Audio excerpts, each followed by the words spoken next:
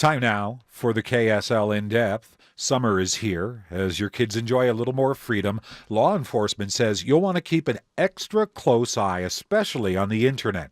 Utah has a task force that investigates online crimes against children. Team members say we're on pace to more than double the number of those crimes, and they already have so many cases they can't keep up. KSL News Radio's Brianna Bodily has an in-depth look at crimes against Utah kids.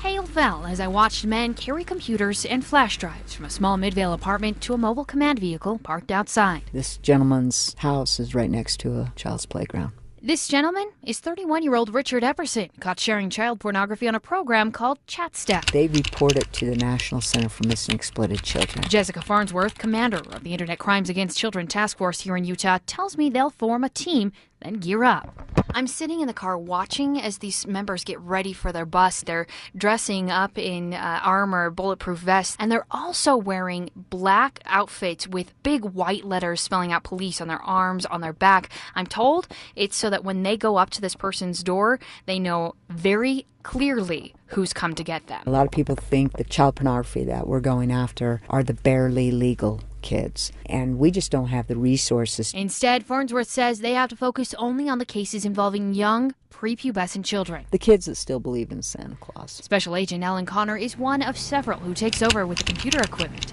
He can bring images to the surface, even if they've been deleted. The man has children and teared up when I asked him, how do you handle it? You know, somebody's got to do it.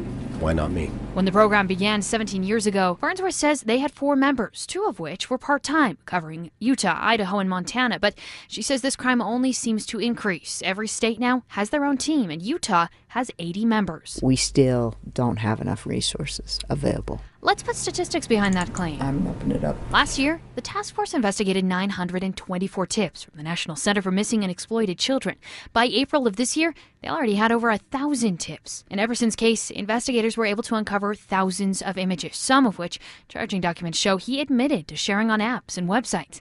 That ups the charges and makes it possible for teams like ICAC to track them down. There's no anonymity on the internet. As I watched, Epperson was handcuffed and was marched from the mobile command unit to an unmarked police car outside.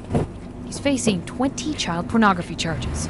Brianna Bodily, KSL News Radio. Wow, thank you, Brianna. You've been listening to the In-Depth at 15 and 45.